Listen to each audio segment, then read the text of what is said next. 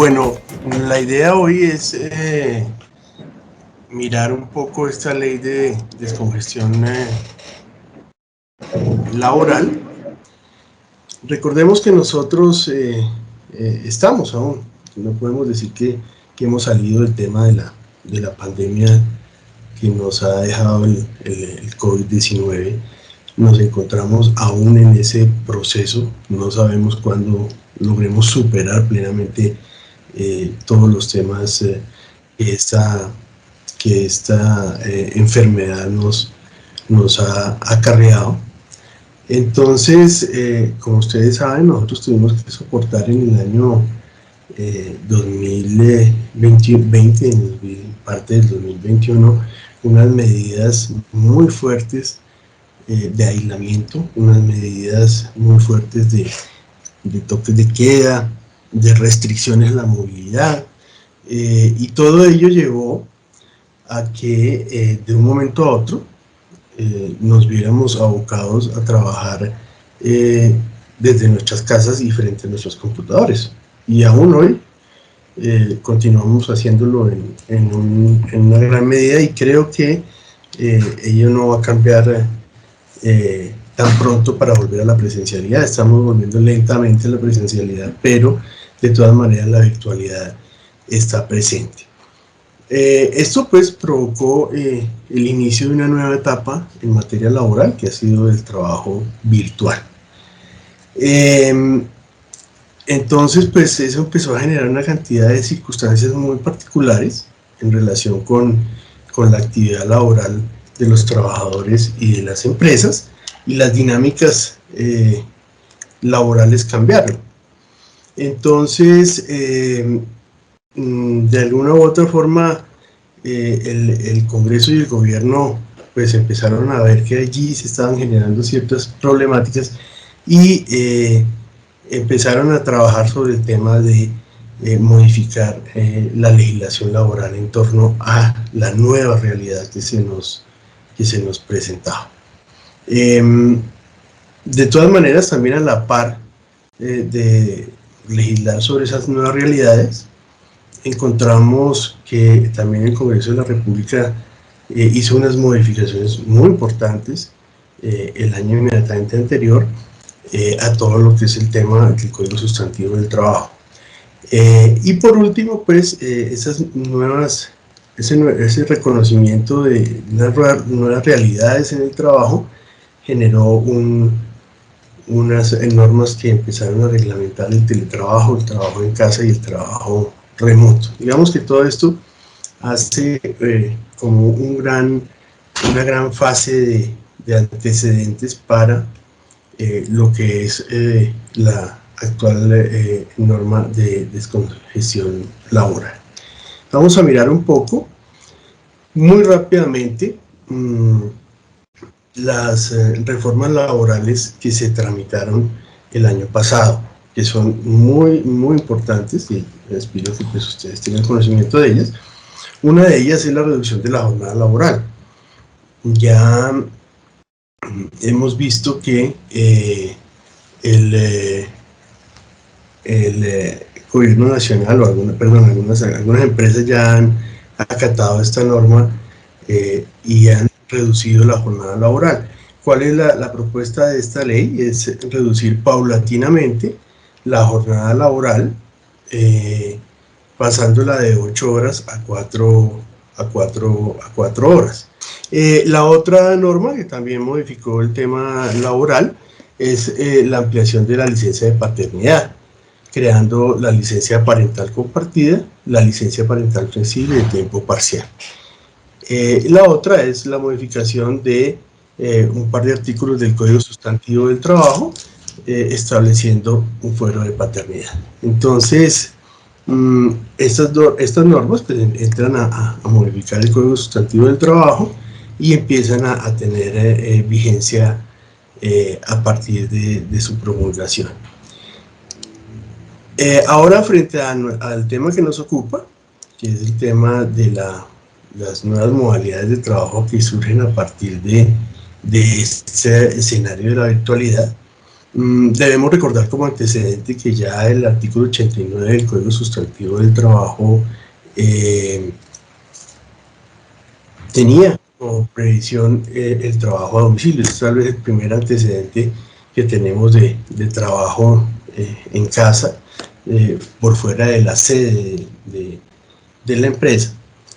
Y luego viene una norma del 2008, que es la con la cual se empieza a mirar que existe la posibilidad de trabajar utilizando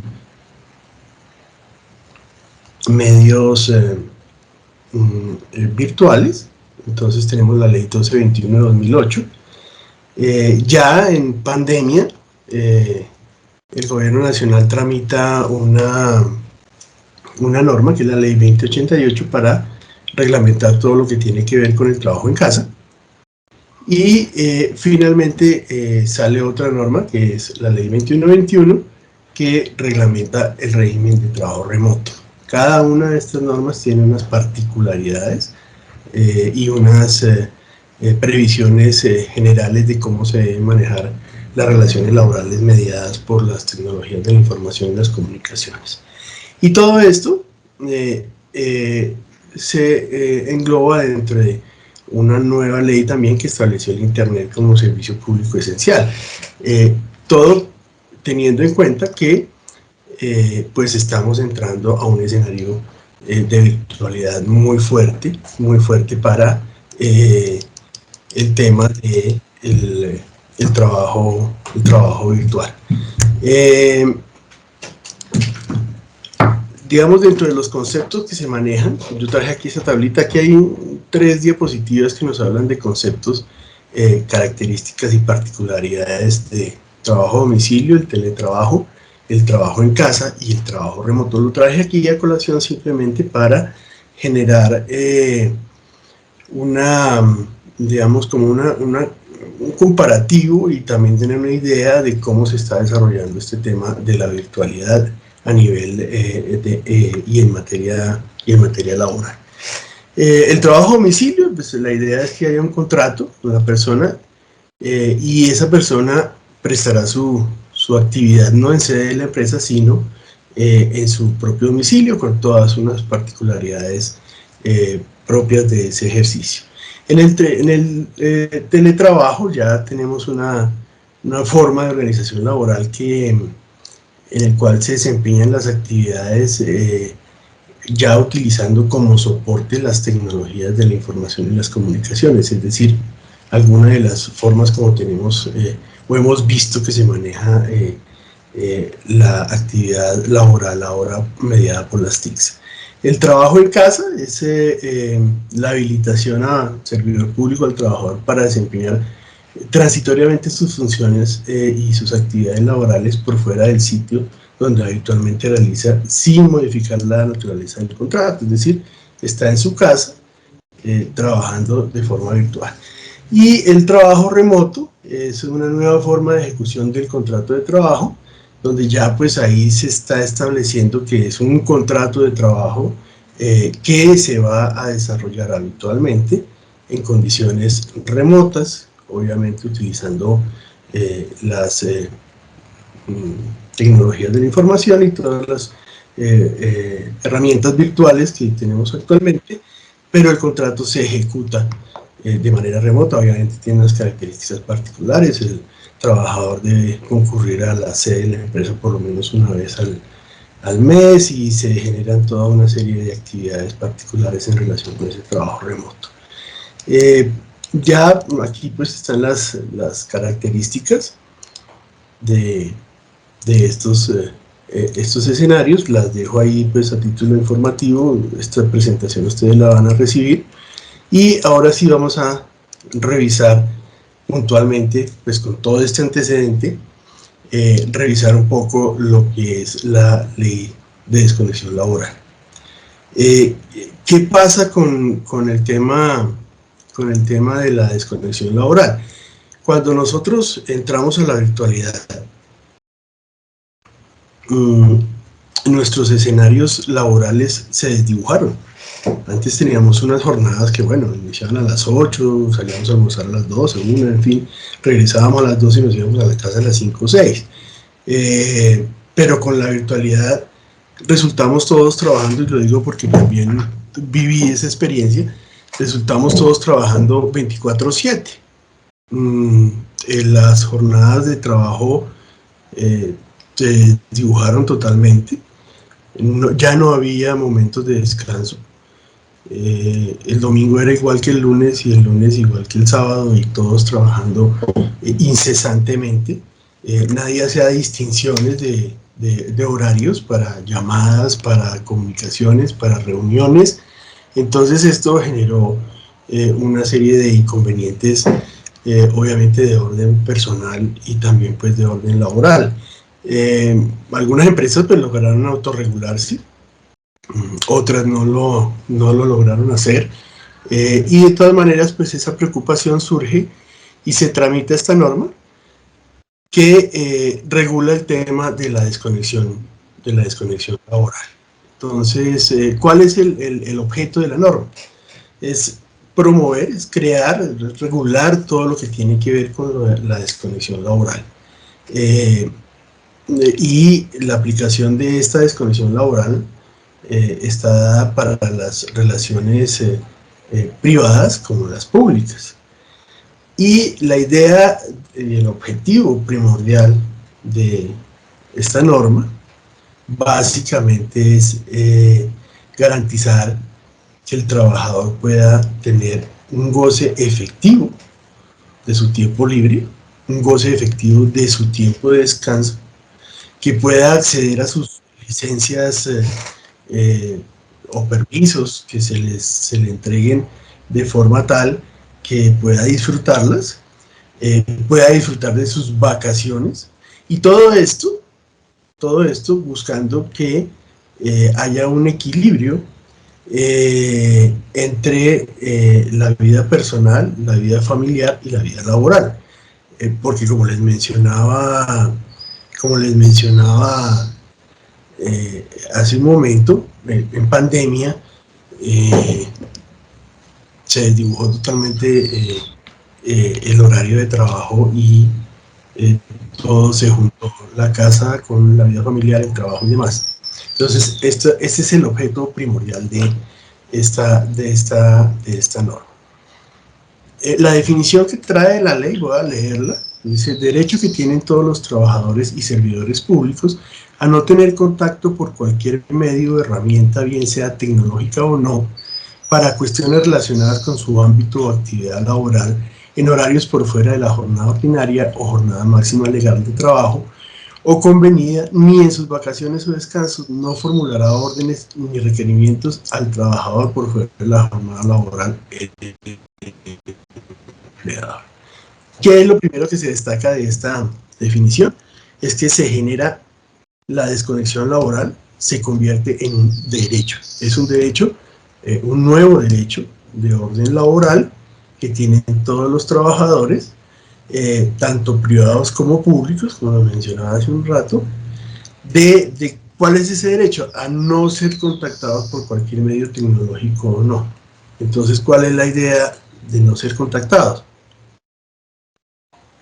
La idea básicamente es que la persona, si está en un momento de descanso, en un momento por fuera de su jornada habitual, no tenga obligación de recibir ningún chat, ninguna llamada por celular, ningún mensaje de texto, ningún correo electrónico para temas laborales, ¿ya?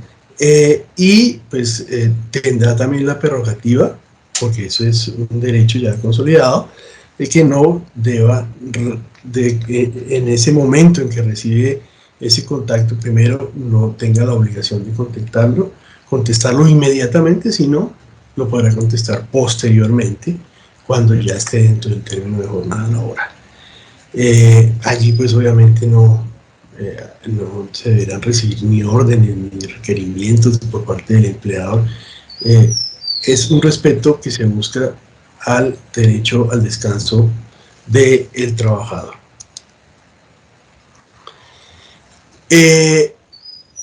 Como les mencionaba, el trabajador, tanto público como privado, pues tendrá ese derecho, ¿sí? Y ese derecho inicia su goce y ejercicio a partir de que se finaliza la jornada laboral. Si termina a las 5 de la tarde, a partir de las 5 de la tarde yo tengo el derecho, según la norma, de no ser contactado y empiezo a disfrutar de mi tiempo libre, tiempo de descanso, como tiempo de, digamos, de liberarme de las cargas generadas por la, por la jornada laboral, ¿sí? Este ejercicio responderá a la naturaleza del cargo según corresponda al sector privado o público. ¿Por qué se menciona esto? Porque hay algunas excepciones allí. Entonces, las vamos a mirar ahorita más adelante. Y también se establece que el trabajador o servidor público puede disfrutar efectiva y plenamente del tiempo de descanso, ya lo habíamos mencionado, de licencias, permisos, vacaciones y de su vida personal o familiar. Y este último punto que es muy importante también, que es ineficaz cualquier cláusula o acuerdo que vaya en contra del objeto de la ley y desmejore las garantías que aquí se establecen. Es decir, yo no puedo incluir dentro de el contrato de trabajo, si la persona no está dentro de las excepciones que plantea la misma norma, una cláusula que desconozca la garantía y este derecho a la desconexión laboral que tiene el trabajador. Adicionalmente, la norma, para garantizar pues que ese derecho se pueda gozar de ese derecho y el trabajador lo pueda hacer, le pueda tener la posibilidad de disfrutar de su tiempo libre. Entonces, la norma nos indica que debe establecerse toda una política de desconexión laboral. Perdón, ¿a qué se refiere con el tema de una política de desconexión laboral? La idea es que tanto las personas jurídicas, los empleadores públicos o privados, deben contar con una política de desconexión laboral al interior de las empresas. Entonces, esa política, es decir, es todo un decálogo donde se establece cómo se va a manejar esa política de desconexión laboral y qué pasa en los momentos en que se desconozca esa política o se desconozca la obligación del empleador de garantizar el derecho a la desconexión laboral. Entonces, la idea, lo primero es la forma, establecer dentro de esa política de desconexión laboral, la forma como se garantizará y ejercerá ese derecho, incluyendo la forma como se van a utilizar las TICs, o sea, la forma como se van a utilizar todos los mecanismos virtuales que tenemos a disposición actualmente en relación con el trabajador. Entonces, eso se debe establecer dentro de esa política. También un procedimiento que determine los mecanismos y medios para que los trabajadores o servidores públicos puedan presentar quejas frente a la vulneración del derecho a nombre propio de manera anónima. ¿Qué es lo que se busca allí? Tener la posibilidad de un debido proceso y tener la posibilidad de generar todo un escenario en el cual el trabajador, si siente que se está vulnerando este derecho, pueda darlo a conocer y pueda hacer una denuncia al interior de la empresa y tener unos canales propios donde se le garantice que se va a atender esa denuncia. Y adicionalmente, pues ya lo mencionaba hace un momento, un procedimiento interno para ese trámite de esas quejas, ¿sí? Que incluya la solución y que se verifique que si hay un acuerdo en relación con la posibilidad de no volver a violentar ese derecho a la desconexión laboral, haya un mecanismo que permita generar un seguimiento a esos acuerdos alcanzados y que cese la conducta que ha vulnerado el derecho a la desconexión laboral.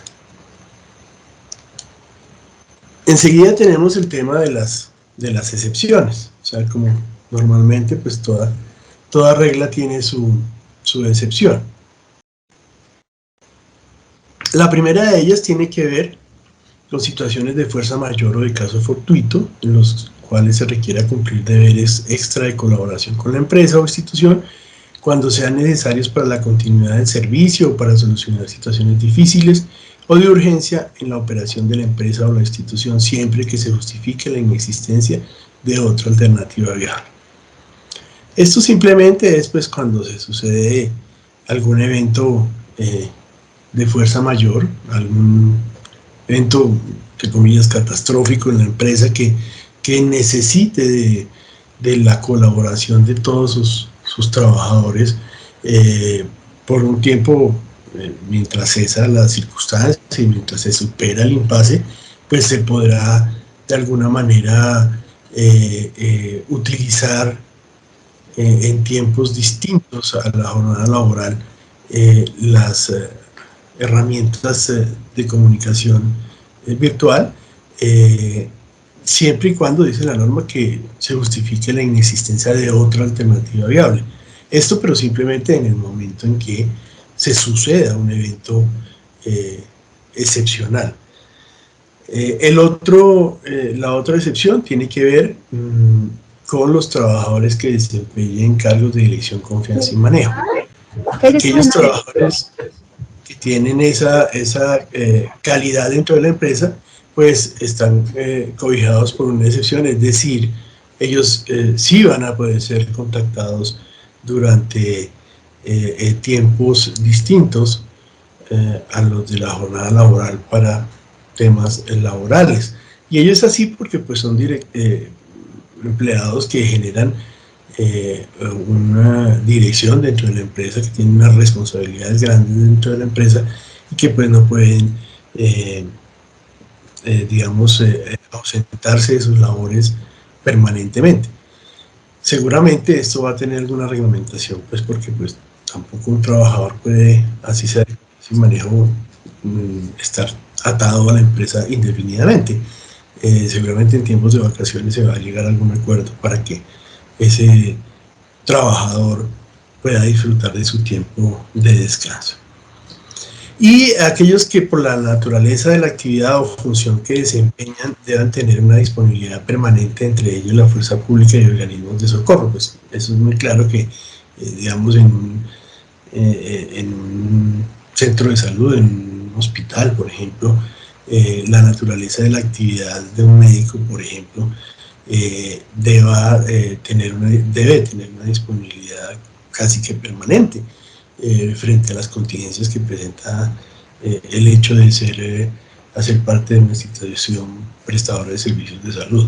Igual pues la fuerza pública o los organismos de socorro pues deben estar alertas para prestar sus servicios en cualquier momento y pues obviamente tener la posibilidad de ser contactados en el momento que así se estime necesario.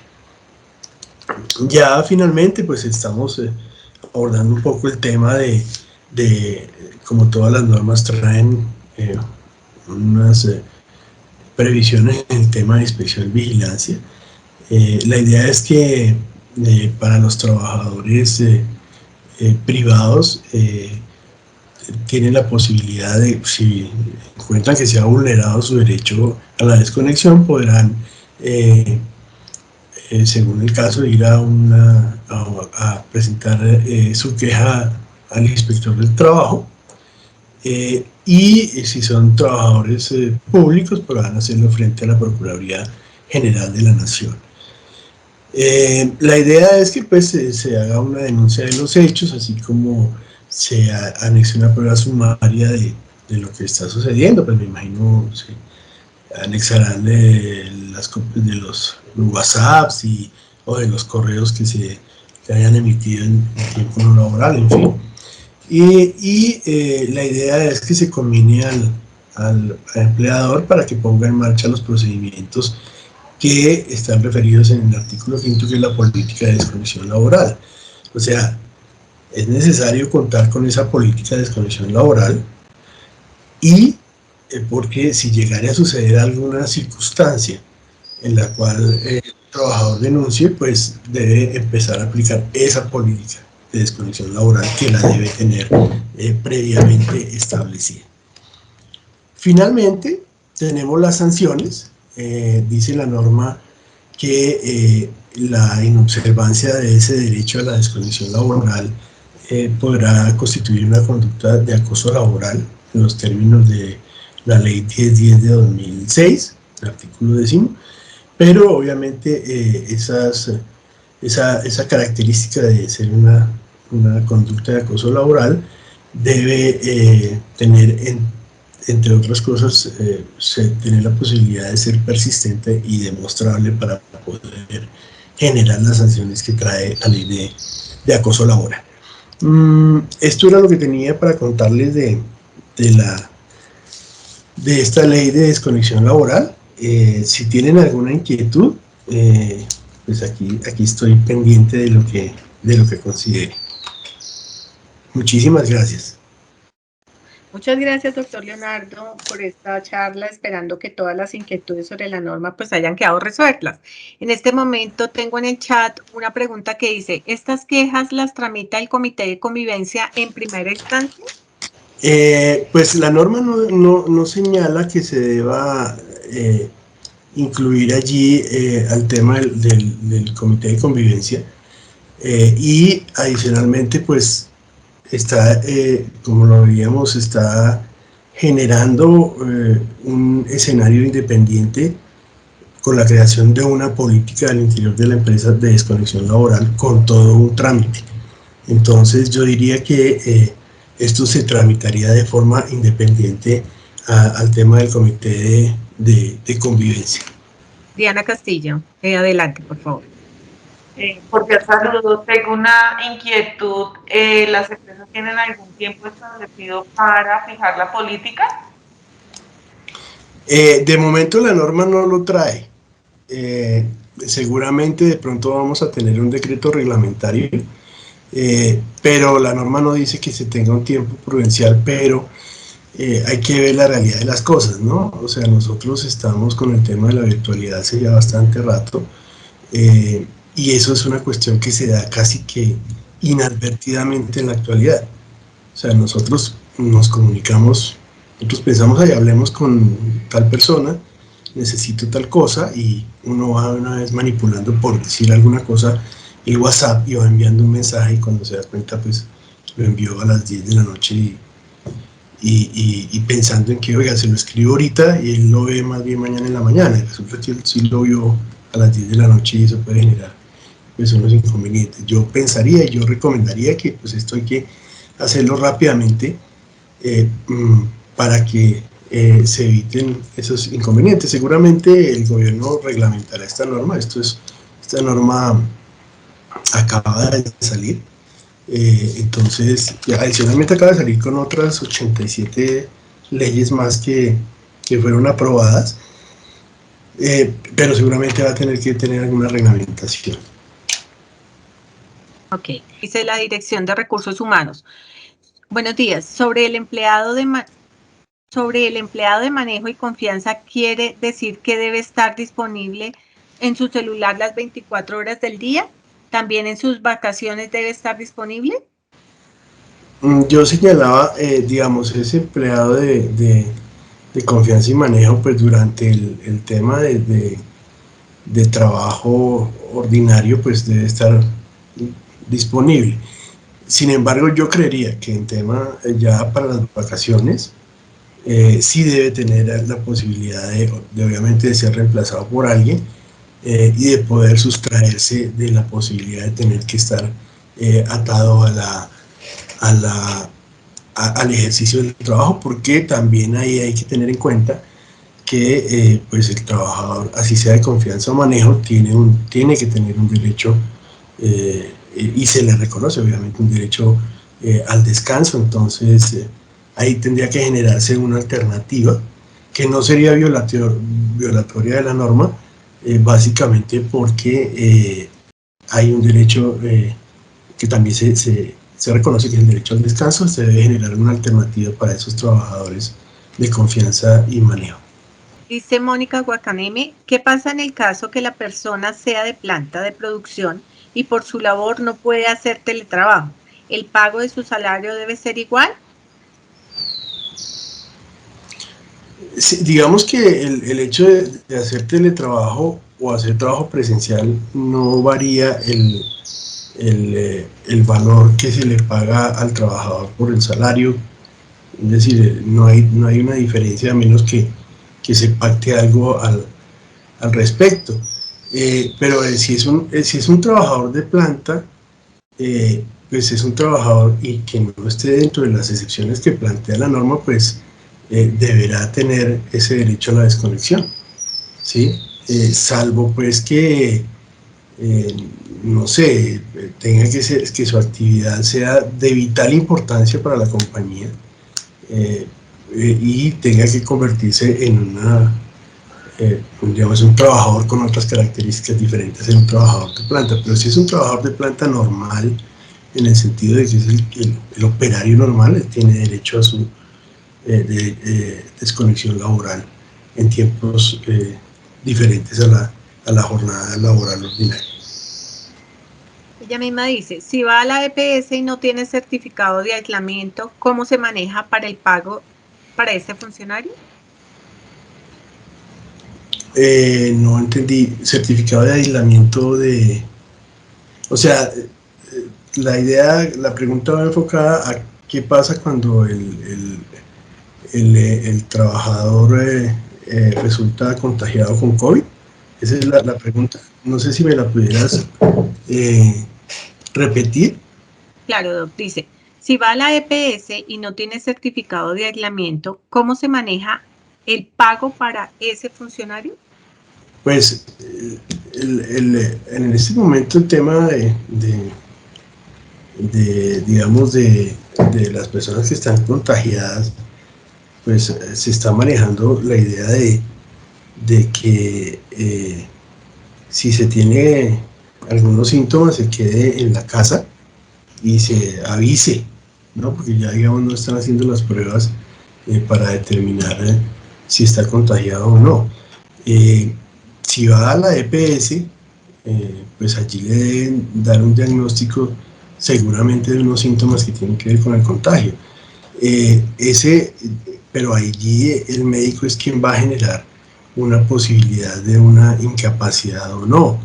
Ahí hay una discusión fuerte sobre el tema de si la EPS va a reconocer o no esas incapacidades que se están generando a partir de un posible caso de COVID.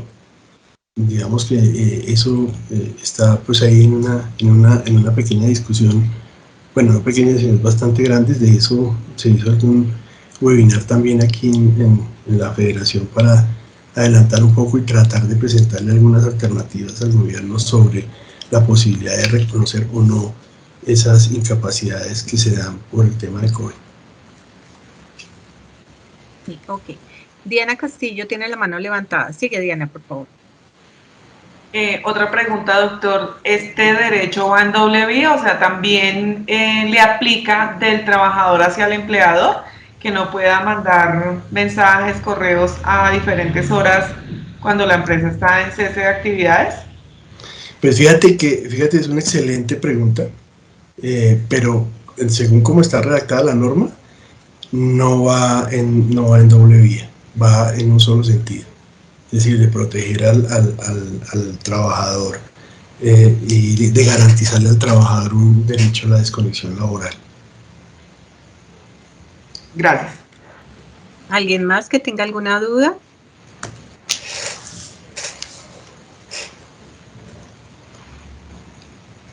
David, adelante, por favor.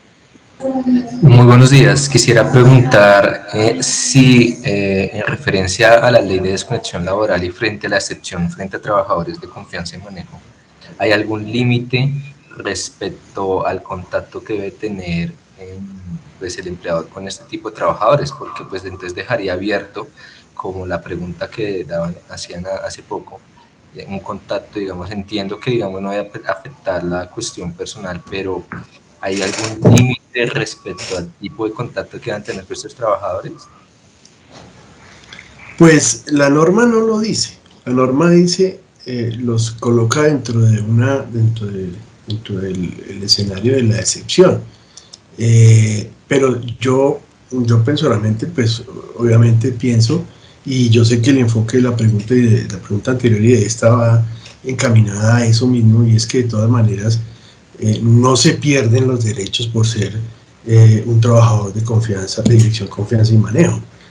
Ahí tendría que entrarse a generar un escenario de negociación y de acuerdo con el empleador, precisamente para no vulnerar otros derechos por el hecho mismo de simplemente tener conectado a ese trabajador por ser dirección, confianza y manejo 24/7 de la jornada laboral. Entonces ahí habría que generar alguna limitante para eso, yo lo entiendo perfectamente, de pronto en el decreto reglamentario que venga, porque la norma simplemente habla de una excepción frente a los trabajadores de dirección, confianza y manejo. No le establece unos parámetros, no establece nada en particular. Yo me imagino que en el decreto reglamentario se debe tocar ese tema, y si no se llegara a tocar, pues hay que generar un acuerdo con el empleador, precisamente porque pues ahí se podrían vulnerar también otros derechos si se tiene al trabajador 24/7 pendiente de su celular o de su correo electrónico. Ok, Don, gracias. ¿Alguien más que tenga alguna pregunta, por favor? En este momento, Andrea Fernanda Muñoz tiene la mano levantada. Adelante, Andrea. Buenos días, doctor. Es una pregunta sencilla.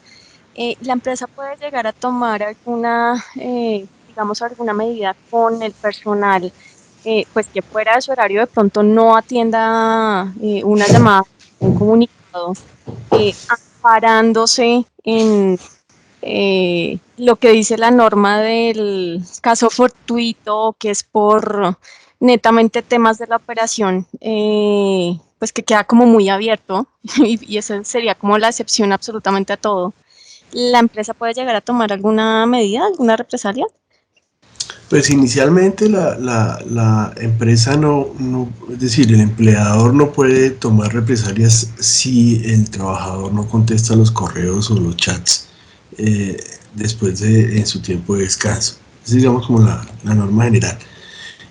Frente a la excepción del caso fortuito, pues es que es un evento, valga la redundancia, excepcional. Y también dice la norma, siempre y cuando no exista otro medio distinto para poder comunicarse con el trabajador. Entonces son dos elementos ahí. Uno, un caso fortuito, una actividad, una situación excepcional, y dos, que exista o no otro medio para comunicarse con él diferente a eso. Ahora, si estamos hablando de un caso fortuito, de una fuerza mayor, y de que sea un evento excepcional, pues ese evento no va a durar toda la actividad o todo el tiempo de ejecución del contrato. Es precisamente un evento excepcional y debe estar seguramente alinderado dentro de esos momentos de excepcionalidad. De lo contrario, si simplemente el empleador utiliza esta excepcionalidad del caso fortuito y la fuerza mayor para estar todo el tiempo comunicándose con el trabajador y no dejándolo descansar, pues ahí también está la herramienta de la política de desconexión. Y si no, pues el trabajador puede ir si es privado, ir ante el inspector del trabajo; si es público, ir a la procuraduría y generar pues una denuncia y una investigación sobre este tema. Mil gracias. Con mucho gusto. Sí, Doc, tengo otra pregunta. Adriana Rodríguez. Adelante, Adriana. Yo quería saber si existe algún modelo de política donde nos pueda decir exactamente qué debe contener esa política de desconexión laboral.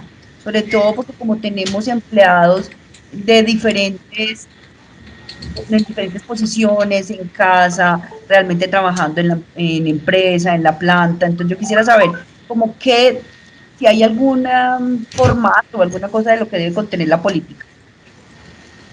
De momento no lo hay, de momento no lo hay, y básicamente porque pues la norma es de muy reciente expedición. Simplemente tenemos lo que dice la norma que debe contener la política de desconexión laboral, que digamos que son los mínimos. La forma como se garantizará el derecho, el procedimiento pues, para establecer un acuerdo. Bueno, esos son, digamos, como los términos generales. Pensaría yo que uno podría ponerse en el ejercicio de hacer esa política, ¿sí? Pero también pensar que de pronto venga un decreto reglamentario que desarrolle un poco más lo que dice la ley, que normalmente esos decretos hacen algo así, y le dé muchos más elementos para incluirlos dentro de esa política de desconexión. Pero ahí hay ya en la norma 3 elementos que se pueden tener en cuenta a la hora de redactar esa política de desconexión laboral. Mil gracias. Con gusto. No, doctor Leonardo, creo que nadie más tiene preguntas e inquietudes. Muchas gracias pues a todos los empresarios que están aquí conectados con nosotros, a usted, doctor Leonardo, muchas gracias por esta charla y pues para todos que tengan un feliz día. Recuerden que FENALCO Bogotá está a disposición de ustedes con la parrilla de capacitaciones, entonces por favor para que las tengan en cuenta y muy importante que llenen el link de inscripción. Muchas gracias y un feliz día para todos. Muchísimas gracias y un bendecido día para todos.